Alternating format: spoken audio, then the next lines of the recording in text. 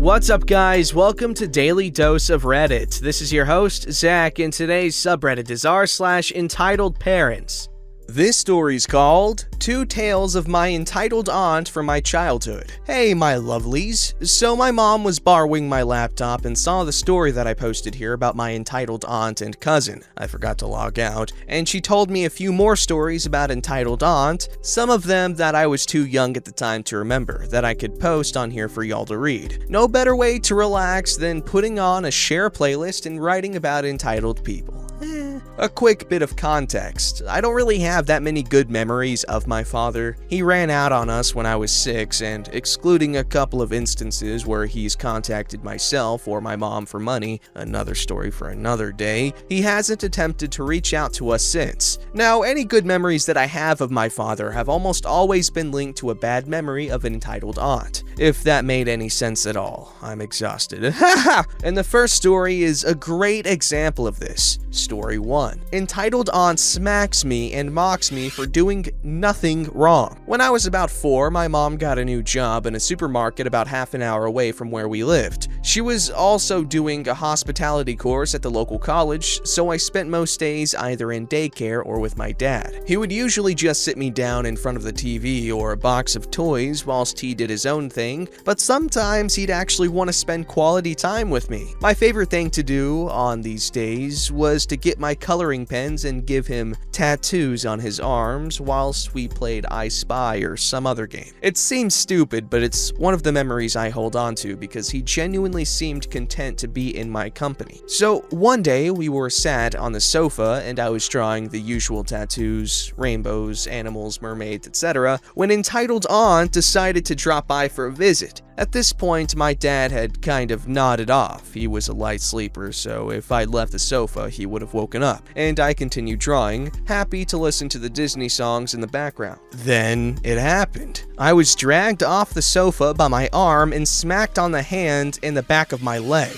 Hard. I immediately burst into tears, which wakes my dad up. He picks me up and asks entitled aunt what the hell she thought she was doing. "He was being so naughty, so I punished him," was her only response. My dad, confused, asked me what happened. I told him what happened. Now, I had some difficulties with speech until I was about 7, stuttering and the likes, which would get really difficult to deal with when I was upset. So my explanation came out as, "Entitled aunt hit me.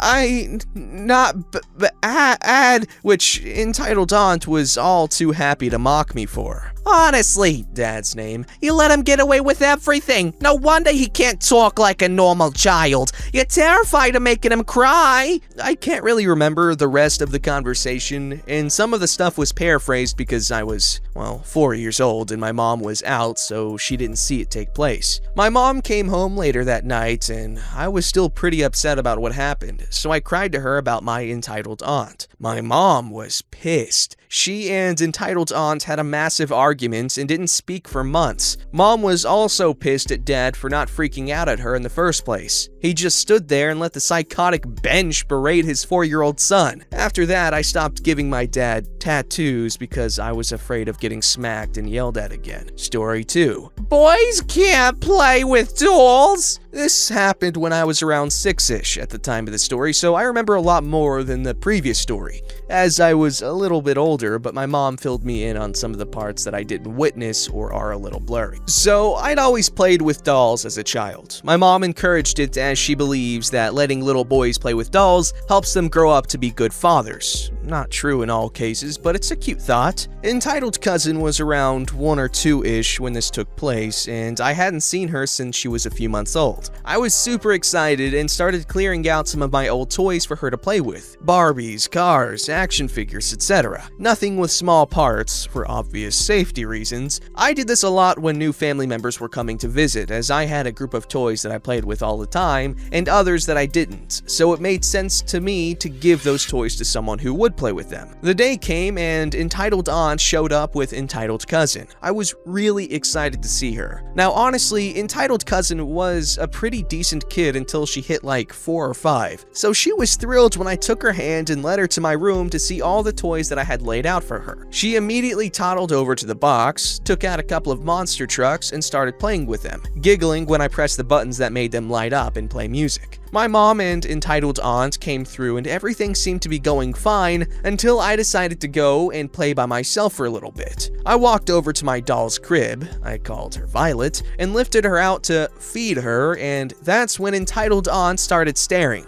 I didn't hear this conversation as I was too busy playing, but my mom was more than happy to fill me in on the details. What's he doing? Oh, he's looking after his baby. He loves her. Who got him it? Me. I got it for him for his birthday. He always loved playing with the dolls at Ellie's house. My older cousin on my mom's side. She's really cool and we still hang out when we have free time. I figured I'd get him one of his own. You do realize he's a boy, right? He's supposed to play with boys' toys. He's a little kid. If he wants to play with a doll, it's no big deal. If I had a son, he'd be playing with normal toys. I'd want him to grow up to be a real man.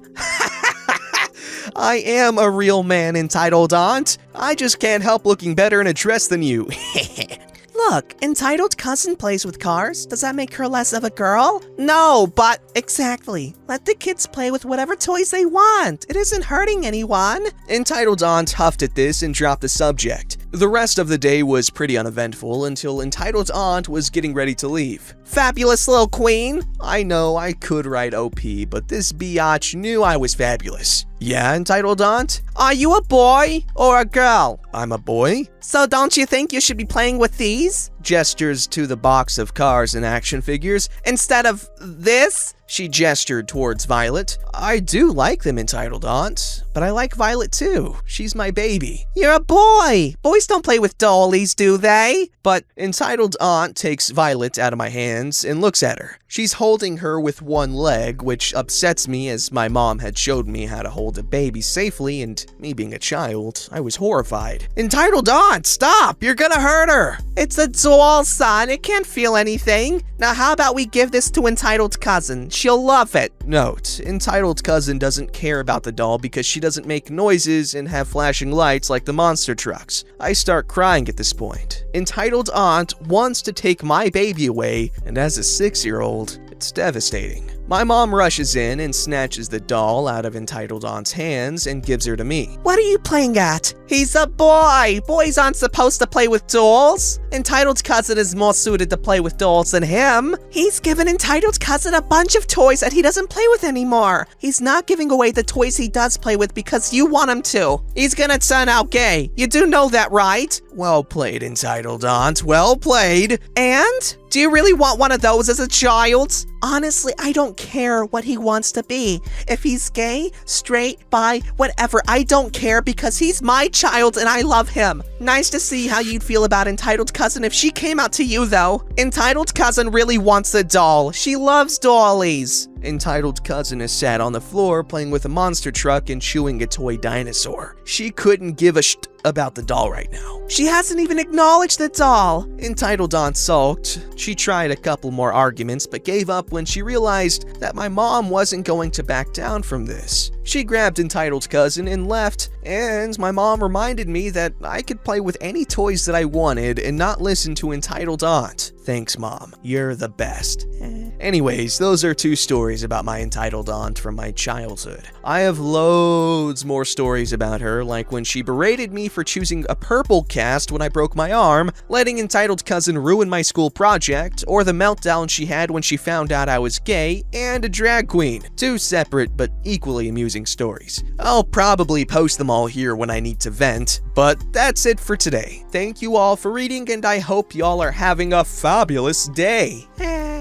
This story is called Inject My Son with Orange Juice. I'm currently working as a professional mental health nurse. This incident took place back when I was a student nurse and was posted in the pediatric ward. We had a boy in the general ward who had been admitted with a case of viral fever, I think. By the time I started my posting, he had been there for about 3 to 4 days. As soon as I entered the ward, the entitled mother hounded me. Excuse me, I have been saying the same thing over and over again, but but you people just don't listen, do you?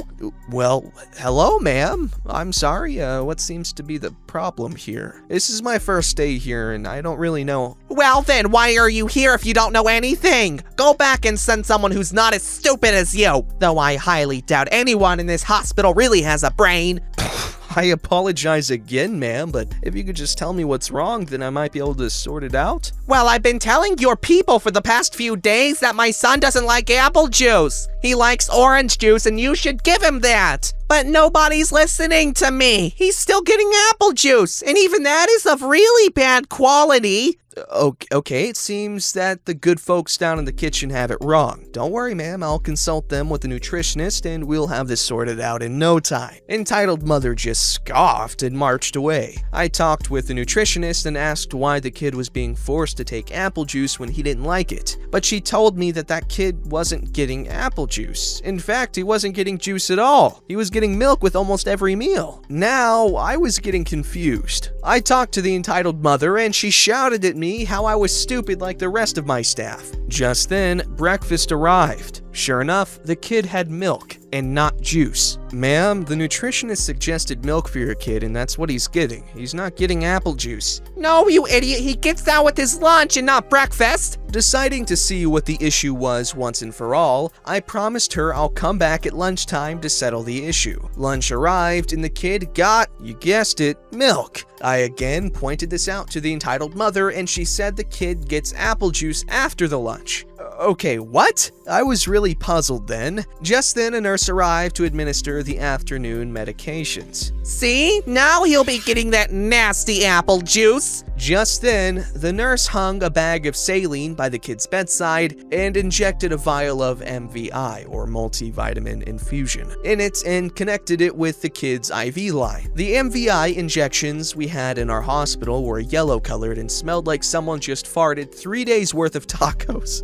And that's when I had the epiphany of what had been entitled mother's issue. And being the considerate creature she was, she confirmed my suspicions with a horrible screech. See, I told you! Apple juice! Nasty smelling apple juice! Well, say something!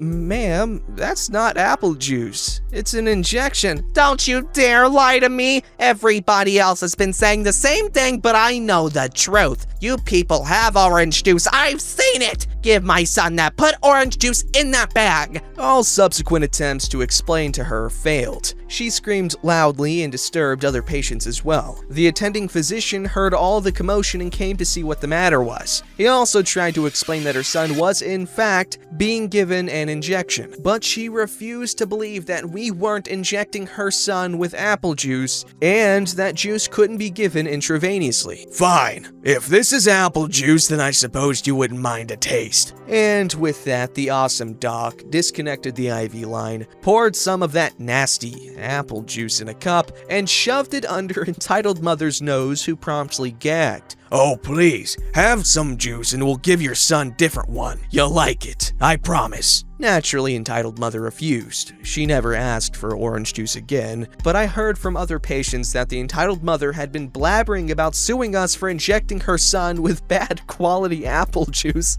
and then making a fool of her. And that's the true reason, folks, why Thanos wanted to eradicate us. Maybe he had one too many encounters with unhinged entitled parents. Later on that evening, she went to a local Waffle House and she complained to her waitress that there was orange juice in her sunny side up eggs. The freaking nerve. This story's called Crazy Horse Mother Gives Me a Nice Big Bruise. Wasn't sure whether to post this in our station St. Parents or Entitled Parents. This is just a quick story from when I was 9 years old. I went on a horse riding trek with my former best friend and her mother. The mother spent the whole hour lecturing and quizzing us on facts about horses. We got back to the stables where we dismounted. Now me, being a 4'6" child on a 6-foot horse, I'm assuming that they mean feet, not inches, it slid off slowly so I wouldn't fall off. This was apparently a big no-no, as my friend's mother then proceeded to scream at me and then grab me by my back and pull at my shirt and skin to show me how it feels to be abused by a careless rider and to share the pain that the horse felt. By the time my mom picked me up, I was crying, but I refused to tell her what was wrong, as my friend's mother had told me that if I told my mother, I was continuing my bad behavior and proving myself to be a horrid little girl. My best friend agreed with her and told me that she was disappointed in me. I ended up having a pretty bruised back and told my mother I had fallen off, and that's the reason I was crying. It was only when we moved away that I realized what she did was wrong, and then I told my mother the truth. What the hell is wrong with people? Okay, no one at all is to blame other than the freaking mother. Okay, she is putting a child on a horse to ride. She is responsible for teaching that child how to mount and dismount the horse, because if she does something wrong, it's not because she's doing it on purpose, it's because she doesn't know that it's wrong. And there's no point in disciplining them because they don't know it's wrong and you didn't tell them, and it's your fault. It is your fault, and you should have been manhandled or entitled mother handled like you did to the innocent child that was just trying to get off the horse without getting hurt, which you proceeded to do to them anyways. Horrible person, prison, whatever. Don't forget to like, subscribe, and hit that bell to never miss an episode.